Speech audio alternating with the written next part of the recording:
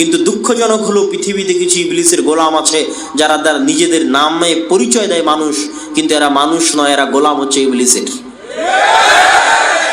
এই সমস্ত ইবলিসের গোলাম, ইবলিসের দালাল এবং ইবলিসের লেসপেন্সারেরা আমার এবং আপনার সন্তানের ভবিষ্যৎ, চারিত্রিক উন্নতি, আত্মপরিচয়, মুসলমানিত্বের পরিচয়কে নষ্ট করার জন্য সমগ্র পৃথিবীর মুসলিম বিশ্বে, মুসলিম দেশে সিলেবাস পরিবর্তন করছে।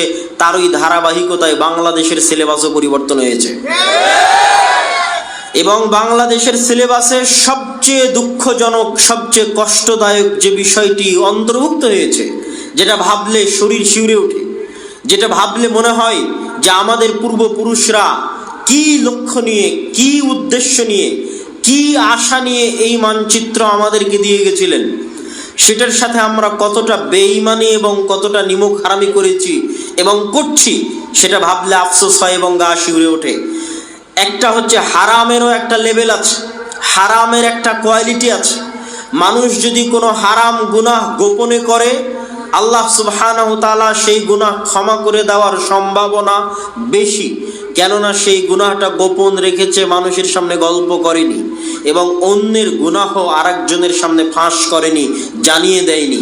নিজের গুনাহ গোপন রেখেছে, আল্লাহ তার গুনাহ ক্ষমা করে দিবেন দ্রুত এবং তাড়াতাড়ি, সম্ভাবনা বেশি।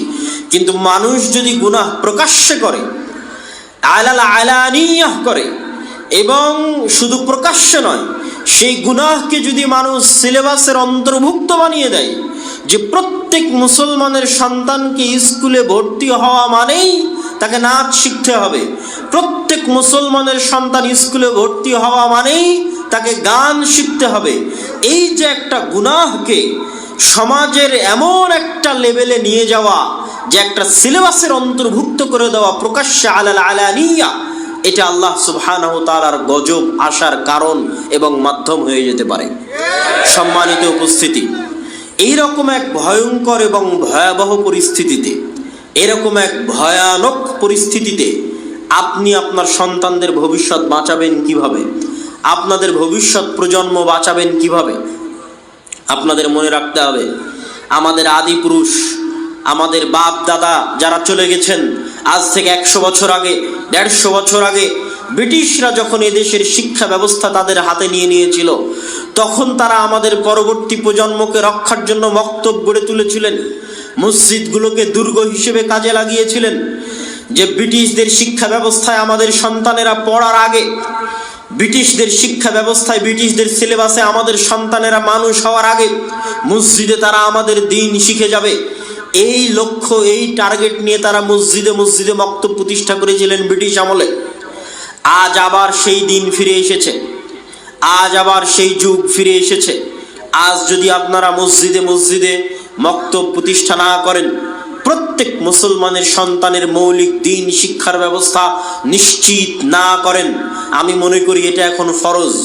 এটা হচ্ছে মাসলিহাতান নাস, উম্মাহ মুসলিমার মাসলিহার জন্য, স্বার্থ রক্ষার জন্য প্রত্যেক মসজিদ কমিটির উপর ফরজ, প্রত্যেক এলাকার মানুষের উপর ফরজ যে তারা নিজ নিজ মসজিদে মক্তব শিক্ষা ব্যবস্থাকে চাঙ্গা করবে, শক্তিশালী করবে।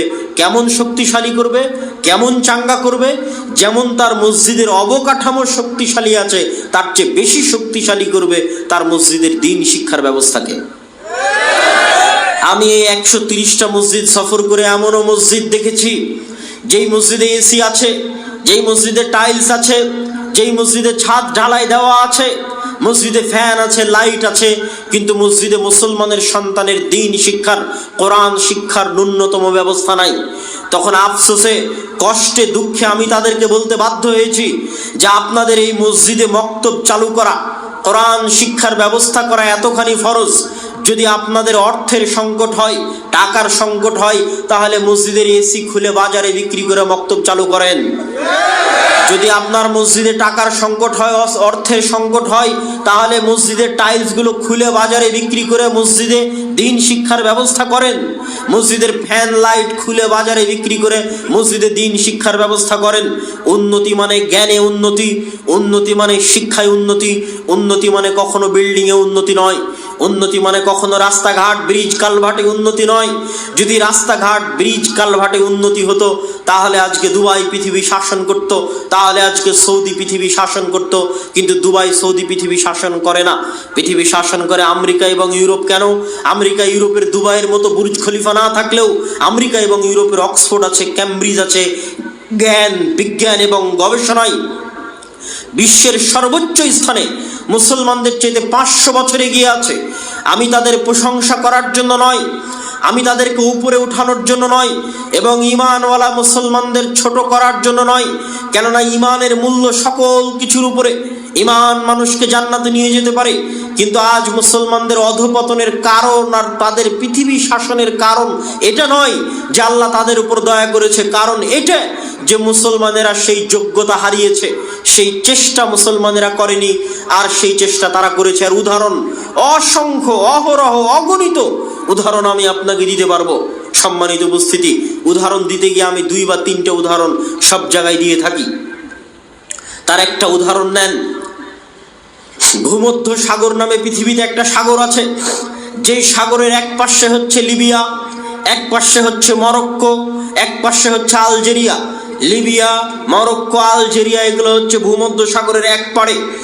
আর ভূমধ্য সাগরের আর এক পাড়ে, ভূমধ্য সাগরের উত্তর পাড়ে হচ্ছে ইতালি, স্পেন, ফ্রান্স, গ্রিস ইত্যাদি রাষ্ট্রগুলো। সারা মুসলিম বিশ্বের বিভিন্ন দেশ থেকে শত শত মুসলমান যুবক অবৈধ পন্থায় এই লিবিয়ার সমুদ্র বন্দরে একত্রিত হয় অবৈধভাবে ইউরোপে প্রবেশ করার জন্য। অসংখ্য বাংলাদেশি যুবক আছে যারা দুবাইয়ের ভিসা নিয়ে এখান থেকে দুবাই গেছে, দুবাই থেকে লিবিয়ার ভিসা নিয়ে লিবিয়া গেছে, লিবিয়া থেকে মরুভূমির মধ্যে দিয়ে দালালের হাত ধরে এই সমুদ্র বন্দরে গেছে। ওই সমুদ্র বন্দর থেকে রাতের অন্ধকারে রাত 12টার সময় একটা নৌকা ছাড়ে প্রত্যেক দিন, প্রতিনিয়ত। যে নৌকাগুলো বাতাস দিয়ে ফুলানো থাকে, রোহিঙ্গারা তাও কাঠের নৌকা এসেছিল, বাতাস দিয়ে ফুলানো ওই নৌকায় 300-400 জন আরোহী আরোহণ করে। এই 300-400 জন আরোহীর 300-400 জনই মুসলমান। সারা বিশ্বের মুসলমানদের করুণ চিত্র এই একটা ছবিতে, একটা পিকচারে আপনি দেখতে পাবেন। সবই মুসলমান। তাদের জীবনের টার্গেট এখন 2টাই, হয় এই নৌকা ভূমধ্য সাগরে ডুবে তারা মারা যাবে, মৃত্যুবরণ করবে, আর না হয় ইতালি, ফ্রান্স, স্পেন, জার্মানির কোনো কোস্টগার্ড, কোনো সীমান্তরক্ষী, সমুদ্ররক্ষী বাহিনী তাদেরকে আশ্রয় দিবে, শরণার্থী হিসেবে আশ্রয় দিবে। শরণার্থী হিসেবে আশ্রয় দেওয়ার পর অবৈধভাবে তাদের যাত্রা শুরু হওয়ার পর তারপরে একটা সময় গিয়ে তারা পাসপোর্ট, বৈধ লিগ্যাল ডকুমেন্টের তারা অধিকারী হবে, এবং তারা ওই ইউরোপ এবং আমেরিকার দেশে গিয়ে হয় ট্যাক্সি ড্রাইভার, না হয় দোকানদার, না হয় রেস্টুরেন্টের ওয়েটার, আর না হয় কেয়ার হোমের জব। এই সমস্ত কার্যক্রমে, এই সমস্ত চাকরিতে তারা যুক্ত হবে। আমি কখনোই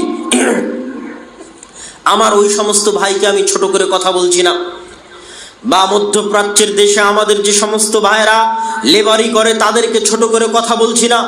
আমাদের এই ভাগ্যের জন্য আমরাই দায়ী, কেননা আমরা কোনোদিন পড়াশোনা এবং শিক্ষার গুরুত্ব দেইনি।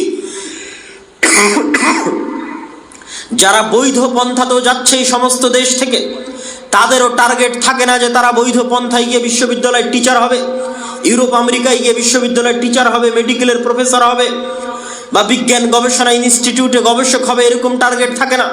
তাদেরও টার্গেট থাকে তারা কোনো মতে ইউরোপ আমেরিকায় গেলে হয় রেস্টুরেন্টের ওয়েটার হবে, না হলে ট্যাক্সির ড্রাইভার হবে, না হলে কেয়ার হোমের জব করবে। এই তাদের লক্ষ্য উদ্দেশ্য। কেন? তাদের শিক্ষাগত যোগ্যতা নাই, তাদেরকে শিক্ষাগত যোগ্যতা দেওয়া হয়নি।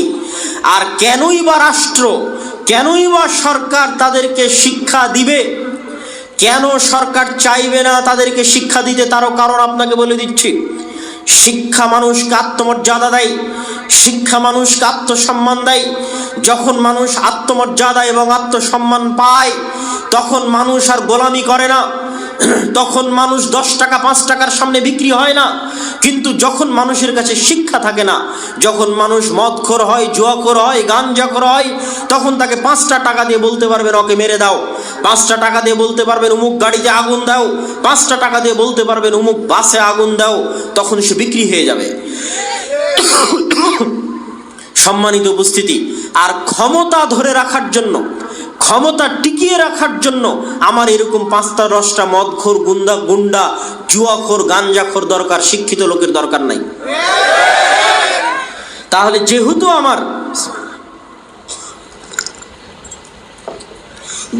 আমার ক্ষমতা টিকিয়ে রাখার জন্য মদখোর, জুয়াখোর, গাঞ্জাখোরের দরকার, গুন্ডার দরকার, তাহলে কেন আমি আপনাকে শিক্ষিত করব?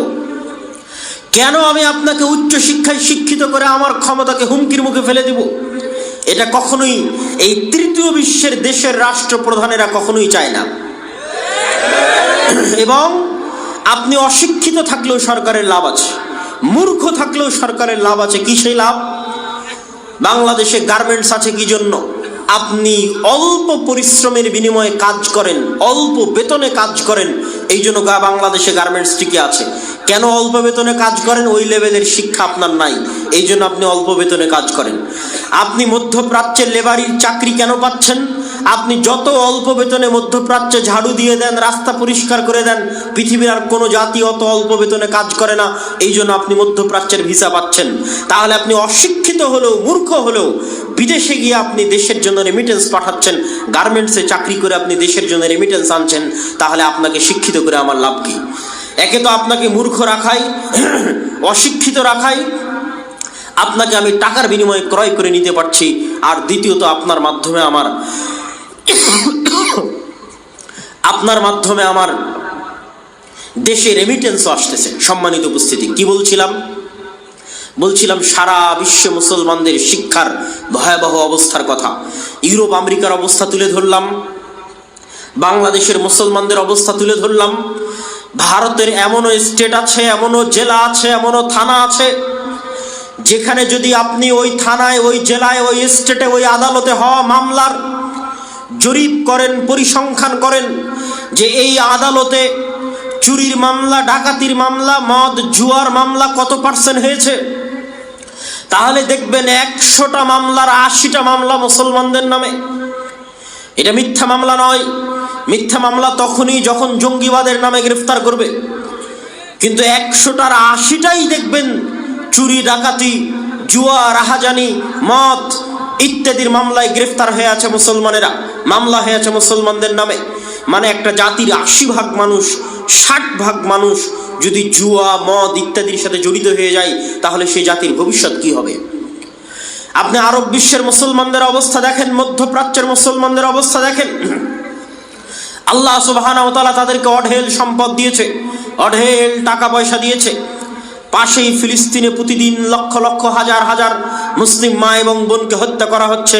সেখানে পাশেই মধ্যপ্রাচ্যের দেশগুলো ফুটবল বিশ্বকাপ আয়োজনের প্রস্তুতি নিচ্ছে, গান বাজনা আয়োজনের প্রস্তুতি নিচ্ছে, বিনোদনের প্রস্তুতি নিচ্ছে, পর্যটনের প্রস্তুতি নিচ্ছে। তাদের লক্ষ থেকে কোটি টাকা তারা বিনোদন এবং পর্যটনের জন্য ব্যয় করে দিচ্ছে।